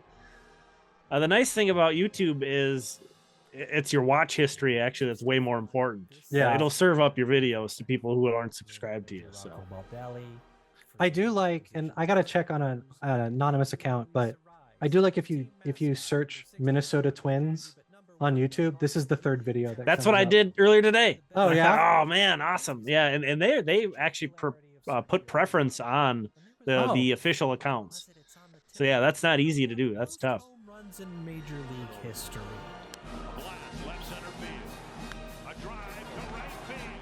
So Tom, do you know how I got this edit together? From my 307 video, yeah. Yes. That was the longest, most difficult, kind of painstaking video Yeah. I've ever put together. I know it also not one that I can make any money off of. I definitely I put a link. There's the annotation link to your video at the end of this sequence because I'm like, well, I have to give credit there. Every once in a while, something will happen. I'll just be like, I want to preserve this. I want to make sure that this is going to Yeah. be somewhere, you know. And sometimes it's Audra interviewing some old grandma in the crowd, and it's just too cute to not put. I did that earlier. I don't know if it was last year or whatever. But this one, it was somebody had to do it, and I don't think anybody else was going to get to it. I waited actually to see if the team's official account would get to it, and then when they didn't for a couple months, I was like, all right. Yeah. I laugh because the line I say is like everyone on the starting lineup had 20 homers except for Buxton, who still had like a 4-win season. Buxton had 19 home runs. He was one home run away from the entire starting lineup having 20 home runs. Jorge Polanco home run. The Yankees respond by scoring on an RBI dribbler. Bob Costas. Oh my! You remember how he was in that? I almost go into it. There was not a single good hit that you could have without Costas making some crappy comment about the ball. I'm like, you listen to that and you're like, does Bob Costas like baseball? I'm beginning to doubt. Defense by the opponent? Wait, is this a Twins game? The error would be followed by an inning-ending double play. Yep, this is a Twins game. The Twins extend their lead to 2 in the third when the following ingredients come together. Nelson Cruz, the 2019 juiced baseball, and Yankee Stadium's ultra-generous right field wall. He's just incredible. Nelson Cruz, while he was on the team, was my favorite player. Just the leadership. He was obviously providing the clubhouse and the vibes and the nap room and the fact that it was like the third straight year of, well, this is the year Nelson Cruz is going to fall off a cliff, and then he didn't over and over and over. And LeMahieu advances to third, and then scores when Edwin Encarnacion rockets a liner to left, and then manages to turn it into a double when nobody. I got to be honest, it was a little bit rough to have a playoff win come against Jose Barrios. I did not take any joy in that. Yeah, It was almost convenient he got taken out early, so we didn't really get to him as much. yeah. But also, that taking him out was part of the reason why we were able, Yeah, he was not wavering or anything. I get Kikuchi's a good pitcher, so it's kind of tough. Is keeping Barrios out there better than a fresh, arm? But when the Blue Jays extended Barrios, No, I do not. I will take. and he made some comments that weren't so much like, well, screw the Twins, I'm going to be with a winning team now. And of course he's going to say nice things like, I'm excited about this franchise, but there was just this little glaze of just a little bit of bitterness about the Twins not signing him and extending him and keeping him. I think he loved playing here. Like, Yeah, he did. I watched his post game after this last playoff when he got pulled out, and he's like emotional about getting pulled. Yeah. But he loves, I think he loves these guys. These are his guys he came up with. Yeah. Pitching staff had been so depleted that they were forced to hand the ball to Dobnak. I actually felt like weird. Maybe it's just the optimist, but I actually felt weirdly confident in game 2. I thought Dow was going to go out there and pitch really well because he had pitched so well. that part is forgotten. He got some circumstances opened the door for him to get that opportunity, but he did earn it to some degree as well. He pitched so well, and then in the COVID season he was excellent too. He was great in the shortened season too. And now he's one of the most expensive minor leaguers in the franchise. He's technically making more than Shohei Ohtani next year. Yes, he is. But he's awesome. He seems like a really nice guy, and I just really had to call out Yankees fans for it made being me Yankees so fans. Yeah, exactly. It's such a classless chant. There's absolutely shit. Yeah, and of all the people to pick on, really, that's the guy you're gonna take shots at. But then went pop fly, strike out, strike. Yeah, it did seem like maybe that Dobnak magic was the answer. Mm-hmm, Nothing else has worked. Yeah, nothing else is right. And they were this is something we haven't tried. They were super right-handed. I was like, oh, he's gonna get a bunch of ground balls today. We're gonna get out of this. Well, this sucks. Well, hey, at least there's little chance 2020 could be much worse. Again, with hitting the low point and then digging it out with the comedy. I feel like going into this year was the most hype they had in I think in my life that I can remember. Going into the full season before COVID, I felt like when they signed Donaldson and traded for Kenta, it was like, here we go, it's a 100-win team again. Yeah. Was glad that we ensured that the national pastime persevered in the face of adversity. With a record of 36-24, the Twins won the AL Central by a single game over Cleveland and the White Sox. And all three teams. That was such a weird season. And you look back on it now, there's so many guys that were awesome that year. Yeah. And haven't done anything. And it's a bunch of guys who are awesome and were horrible that year. Just clearly was a different, totally different animal. Small sample size and all of that too. So please God. Yes. Yeah. I don't remember that Cleveland Yankees series at all. I don't even know who won that series. It was a lot to try to keep your eye on, with this playoff format. I remember thinking gosh, there's just so much happening all at once. The Twins starting pitcher for game 1 is Kenta Maeda, who was grabbed in a trade with the Dodgers, who was using. I wanted us to re-sign Maeda this year. I was really sad when he Chris, love that guy. did you was it game 1 where we had the bases loaded and Sano grounded out to Bregman made a great play, the dribbler to third? Do you remember that? I think it is. I think that's game 1 in the first inning. I think, I don't think I don't care for Miguel Sano as a player or as a person, and so I kind of glazed over him a lot. I made some comment about someone was trying to be like, well, you didn't say anything. You said nice things about this player, but now you're calling their character. I'm like, I say nothing nice about Miguel Sano in this video. You can go back and watch. I made a comment that he did a thing, and that is exactly all I say about it, and then the rest is fine. But I think it is game one that he hits during bases loaded. Go into it, just please. After you watch this, go Google Zach Greinke weird. It will make for a lovely afternoon. Attending a playoff game at Target Field can also make for a lovely afternoon, but thanks to the pandemic, the only What a segue. in attendance are cardboard cutouts. Looking back on it now, I'm actually happy that they got swept this year. Honestly, Really? if they would have beat the streak this year against the sub 5, against the sub 500 Astros team with no fans in the crowd, I would have been happy, obviously. But And the Twins get in on that. I'm actually glad that they didn't. Yeah. I agree with you, but that's also one of those perspectives you can only have after Totally. the fact. Yeah. Totally. Greetings, Twins player. And even everybody looks at the Dodgers World Series that year and kind of says, "Oh, is that actually a legitimate World Series?" I try not to, because everybody was playing by the same rules. They set up the tournament. They won the tournament. Wow, that's a World Series win. Yeah. Was it unusual? Yeah, but Tom, what percentage of these cardboard cut heads do you think you could name? I don't. There's I'm probably not a good super great half with that. of them. Probably, I was about to say probably maybe just slightly over 50%. Nash, But now that I'm looking at them, maybe a little bit more. I feel like I know the left side a lot better than the right when I was looking at it. Oh, there you go. This is that play. Yeah. Oh, that's a great That was so play. painful. Houston's infield made so many good plays this series. While Minnesota gets on the board. Nally had 2 RBI doubles. That was it. That was the whole series of runs, right? Yeah. Oh my gosh. Kepler never slows down. Correa is just a monster. To beat out a bullet of a relay from Carlos Correa. Man, I would love to see a lot more of those throws.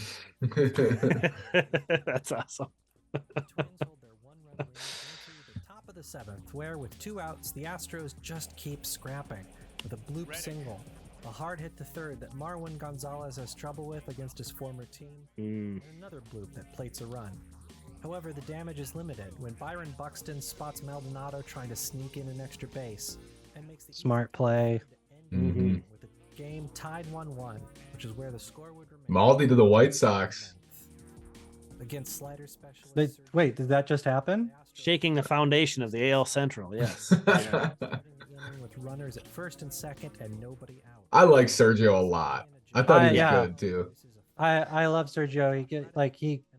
He could wear his heart on his sleeve a little bit too much at times, but I wouldn't trade that for all of the times where he could get pumped up and it was great. It's like you dance with you ride the horse you got. Signature pitch. This slider's so good. This pitch is so look at Springer's frame. There is no reason that you would ever say, no, I don't want this result. I want to see him looking that out of shape. I wanted to see him reaching a foot out of the zone to try and make contact. Springer has taken the bait, and yet Springer has somehow And he pulls it. Yeah. Yeah. That's what you would want too. Yeah. Only a one-hopper to Jorge Polanco, who's caught. So it comes up on him a little bit. Yeah. Right. And I think maybe he should attack the hop. He maybe should have came in on that and caught it on the short hop. So Polanco moving backwards is funny. But if you look at this throw is not super off target. Arise overruns it kind of. Right, but Arise is running to where he should be, and Polanco's throwing to it the wrong target. You can see it right here. What happened here?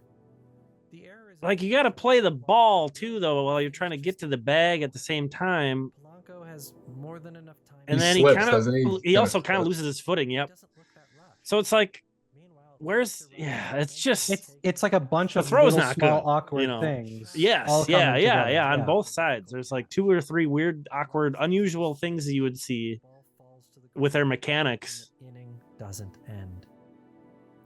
Romo would follow with a bases loaded walk. And you just knew when that Mhm. happened. Mhm. Yeah, Yeah. there Yep. it is. There it is. Yep. With a single to center. waiting this out in this 1-1 game, just waiting for that moment. Where is it going to be? What's going to happen?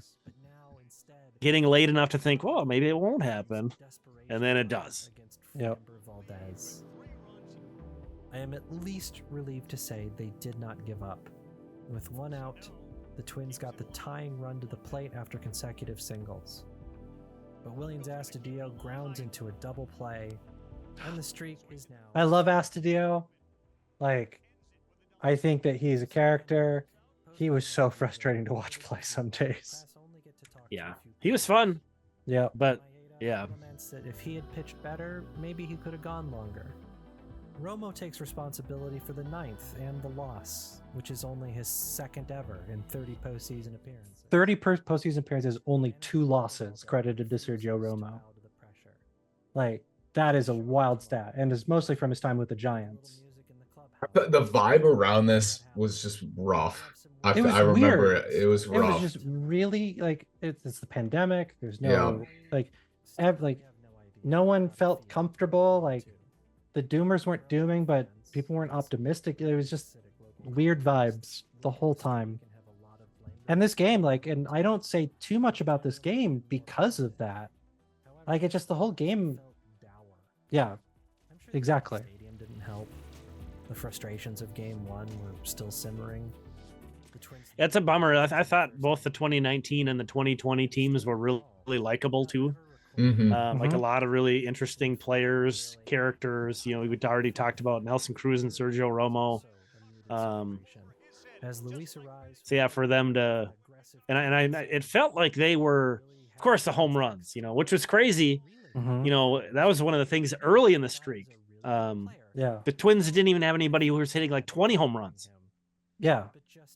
So to evolve into, oh, now we got Morneau, who is hitting 30 home runs. And then to get to the point where now we have the best home run hitting team there's ever been. But even that doesn't work. And now we have a ton of strikeout pitchers. Like, pitch to contact. What's that? You are leading off I had to call this out. Like, elimination game.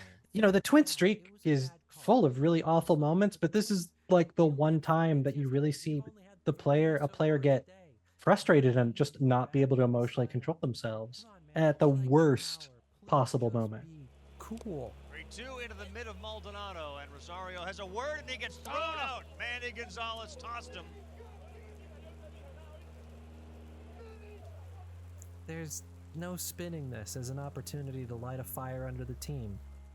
Yeah, this was just depressing, and it's like the rain started right at the right moment. There's something weird about Rocco coming out to argue wearing a COVID mask that just takes the fire out of it. And it was just like, the game was over at that point for me. Like, it was just like, there's no coming back from this. Like, in front of his television, sitting. Yeah, the Rocco mask was the same indicator as the Gladden mullet, showing you exactly what era. Yeah, showing exactly what era this game was played in. Yeah. Song and dance number after intermission. He wasn't wrong about the favorable odds that the Twins held. He just omitted some extremely important supplementary information. And so we must return to the question that sent us on this journey. What were the odds that Joe would lose that bet? All of this, like, so normally I like to storyboard stuff like this. All of these camera movements for the rest here, I'm more or less improvising. Like, I'm just literally going through the story and being like, okay, I think I need to point at this and then move, and how is that all going to work together? And I really did feel like I got really fortunate of how everything seemed to have a good flow to it. There's a couple of moments that get a little awkward, like the camera's jumping around a little bit too much. Like, I like it to have a good flow, but overall I have no complaints. There's a moment at not this section, but the next one, where it's like, I kind of feel like I don't know where to put the camera. I don't know what I should be looking at, but it's fine. Like, I'm the only person that's noticing that. Do you happen to have like a favorite John Boyce secret base style video that kind of most inspired you? The DeVry Troy highest scoring NCAA game in history. That is a video that I had seen John's videos, but that was the first one that felt like art to me. because it's like the way it built the narrative and used the Iliad throughout to kind of tell this story, and it was a silly way but also really meaningful, and it's really emotional if you watch it in the right frame of mind. Like it really feels like he does a really good job of building up like he shows the basketball players at the end, like he gives credit to all the players in that game, and you get kind of choked up about it. That is definitely my favorite, but I mean, that's like picking your favorite child kind of thing. Like they're all great, but anything. And yes, that is exactly what I have done. you can hear in the narration here my voice is shot. I was sick when I recorded this, but I had to record it. But then I was like, it's also appropriate that I sound a little haggard at this point in the video. Sure. However, Yeah. you'll notice I had to re-record a section, and all of a sudden I sound really chipper. And it's like, kind of kills it. That we've ever seen. There are other times where Did this feel like a twist to anybody? Like, I made the number, now it's like, I'm going to take it one step even further. Like the chart expanding at that moment, like, oh no, we're not done. We have to really give this context. I really enjoyed this part because I do think like there's added context into that number. There's a guy in a Twins hat in that shot, dead center. Yeah, that is not a Twins game. I have no idea what that guy's doing there. Anyways, I just had to call that out. This felt to me almost like you were talking directly to all those terrible comments that you got on the first blog post, and I was like, "Oh, I bet you that's what's happening here." Yes, that is exactly what is happening. But then I wouldn't have thought this, but then once you started on this, I automatically started thinking about other big streaks, and you ended up touching on a couple of them. Well, it's like what good's a big number if it's like, okay, is that, it's like that line from Star Trek 4. It's like, is that a lot? Like I don't know if that's an appropriately big number, and I got very fortunate that yes, it is actually the biggest number I could find. in consecutive games before finally coming. But I think I kind of tended to shut off a lot of this. You know, a lot of the unprobability, you know, the streak, and just didn't really want to think about it, especially to this level. But I think honestly, this conversation, and it was the article and this video, combined with the atmosphere at Target Field, and maybe I'd had a couple of drinks, maybe, was also why I had such an emotional reaction when they actually broke the streak. Yeah. 6.8 billion to 1. Oh yeah, we stood the whole game. We did not sit down the entire game. It was. Did you hear the Star Tribune Daily Sports delivery that Michael Rand had me on for? I did, yeah. And we had a couple of nice media spots. I did. I was on Henry Lake, and I was on Effectively Wild, and was Lake the NPR one? No, that was a separate one. Okay. And that lady was actually like, I don't think they're gonna win. I was like, I don't know how to react to that. Like, that's awesome. Yeah, that was really funny. She was like, I think they're still gonna lose. I was like, wow, okay. I don't know how to respond to that. But yeah, I cried on Michael Rand's podcast. Like, you can hear me get really choked up for a minute and have to like really gather myself. Because at the end of the game, like I was crying through the whole bottom of the ninth. Like the whole, I was crying. I still was. I had that confidence, like I said, and I told you before. I did happened. too, but it was like it's like I still in the bottom of the ninth. I was like, oh, this is not real. Like something's gonna happen. You know, I've been here before. You know, we've had this win probability this late before. You know, so I never accepted the fact that they would win until the last out. Yeah. Because I was tweeting out like win percentages and making jokes the whole time, like trying to have a little bit of gallows humor and just being involved. But like the combination of the fact that I was in the right place at the right time and was kind of like part of the conversation for that brief window.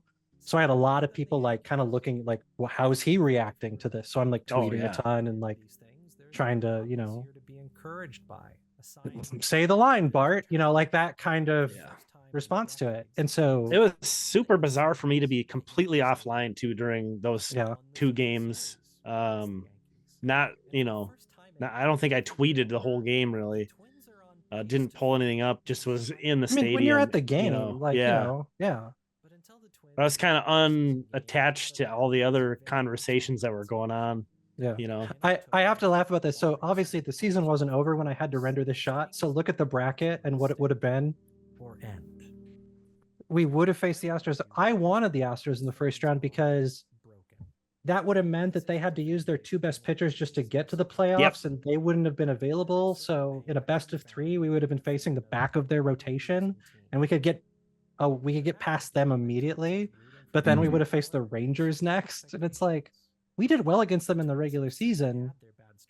Like, I think the Orioles was really the only team that I was like, I don't feel good about this matchup. The rest of the teams, I'm like, we did well in the regular season. I think we can handle this.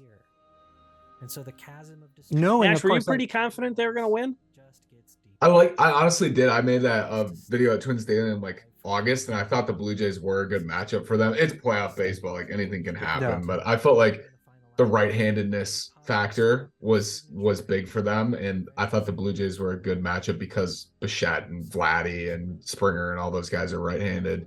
So I felt good about the matchup, but I felt like you, Tom. I was like, this is not real. It's not. This is not actually happening. And then the Solano play at first, like every other year in Chris's video, that is a double down the line, and the game is tied. You know, or at some point the game is tied. Pulling the football from Charlie Brown. There's only one way this can end, right? And now for those voices, it's no longer about emotional investment. Yeah, I think my confidence was me trying to kind of talk myself into the fact that it was possible. Yeah. And even into the 9th inning, I was still like, no, it's not possible. I do want to get one thing clear about what I'm saying right now. This is about Judd Zulgad. I'm just gonna put that out there, right there. I hate when the Twins aren't doing well. Seeing his tweets on my timeline, just being like, how can anyone believe you aren't enjoying this moment right now? The weight of this street that the players still. Yeah, I've had to mute a lot of people on Twitter to stay on there, or whatever it's called now. Their stubborn refusal to. I got into it with Phil Mackey. Yeah. You saw that? I let him ruin a whole afternoon of mine going on a beautiful summer walk around a lake. I was fighting with Phil Mackey on a beautiful day with my family. And I was like, I either got to get off Twitter or mute a lot of people. That was like a drawing line for me. Phil I've DM'd with a few times and like had like great conversations. He doesn't seem like a bad guy or anything. But like he did basically intimate that it was like I wasn't allowed to criticize him because they said nice things about my video. And I was like, I remember that. That's not the way that this works. This is not So this shot right here, this is the last thing I did, and it was a complete accident. It was just like, oh, really? This right here, like at the very last moment, right before I put in the render, I need something here. I want to use an emotional catharsis. I'm like, I want to show what winning looks like. And I'm trying to, from the perspective of myself as a kid watching it. So of course it's in the reflection of the Wheaties box because it's me watching and experiencing that. And I put it in and I hit render and put it in. I'm like, okay, I have my ending now. That was easy. Wow. Like, again, it's like, it felt like an accident. It didn't feel like a creative decision. It felt like I'm just going to try this. And I had no idea what the result was going to look like. How'd you guys feel when they beat Houston in game 2 and we're coming back home? Like, what was your level of belief? I thought we were going to win the whole thing. I felt I was ready to run through walls and like buy tickets. Like a friend of mine said, who lives in Atlanta, said, if the Twins make the World Series and it's against the Braves, you have World Series tickets in Atlanta waiting for you. And I felt, I'm like, this is happening. Like I'm going. To take one off Houston at that moment felt super meaningful. To go back to Target Field with home field advantage, like it felt so good. But also at that point, even when they lost, it just like I'd already gotten what I came for. Like all of this is house money. I don't care. I mean, obviously I do care, but it's like, I think I said it at one point, like after the last game or during the last game, I tweeted something like, no matter what, it's this has been a ride. This will always be, no matter what happens, this will always be my favorite moment. And shout outs to my grandfather who, like, that is me. Someone was asking, like, is that you in the photo? I'm like, yes, of course, that's me. It's just some random guy and some random baby. No. Yeah. But and that brings our video to a close. Nash, any last thoughts about this year and being able to know that I don't have to make a part 2 to this video? Yeah, I think like I said at the beginning, how we feel about it has changed. How I feel about it has changed now. I think there's like an excitement to just never talk about that again. Like it's over, and we can just go in and think about them as a legitimate like threat in the American League again. And because I also think it matters what other people, you know, how other fan bases perceive it too. Like I'm talking to people about baseball all the time. That's what I do all day, is talk to different fans of different teams, like in the building or outside of the building. And I want them to respect my team too. Like there's pride in that. And I think this helped a ton this year to be able to get the monkey off the back. Helped a lot. Oh, there's me at 4 in the morning. Oh boy. You're chipper for 4, Chris. Yeah. A lot of energy drinks and ADHD medication. Prescribed, not abused. I actually do have ADHD, but I mean, I was running on adrenaline at that point. Like I'm a guy like 20 years ago, like working on a video, my sleep schedule would get so messed up that I would be waking up at like 5 p.m. and then going to bed when the sun rose, because it was just get up, work until you're tired, then go to sleep. Pick up a few slices of the Domino's pizza you left on the floor the night before and keep working. And I don't have that same energy anymore. So I actually was taking care of myself until the very end when I had to get some shots done. Find my own voice a little bit more. But yeah, like hadn't really shaved much and was just like, I was like, well, I have to record this now. I can't wait till tomorrow to record this. I just got to get it in and get the video out. Deeps is doing great, by the way, now. He had the surgery and he is healthy. He's not being allowed to jump up on furniture anymore, but yeah.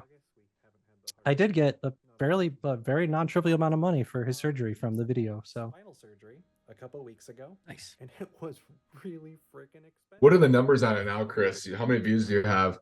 I'm at 76,000. Wow. But like only 1,000 over the last month or so, or something like that. Like the streak broke, and so did my view count, because it's like, well, you know, like you said, we don't have to think about this anymore. The video is incredible. Like we think about the video forever, but I definitely I had that moment when I knew I was going to release it a week before the postseason. I'm like, this video has a shelf life of a week, no matter what. Either they win and the streak is over, or they lose and now it's not a full story anymore. And so I was just like, am I okay with that? I was like, yeah, I'm okay with that, because I feel like it'll do really well during that window. And it did. Like it was, I felt like it added legitimate intrigue for me, even being as invested as I feel already. Like it added legitimate, like a couple weeks before, I think I watched it a week before even. And I'm like, let's go. I was excited about it. Yeah, I think that I couldn't have timed it better, even knowing that it's like, okay, it's got a very short window and people lose interest after that. But if I'm going to tell the story, why not now? Like, why, you know, it's going to do better in that 1 week than it would for years if I had released it at another time. So I'll take it. Go Twins.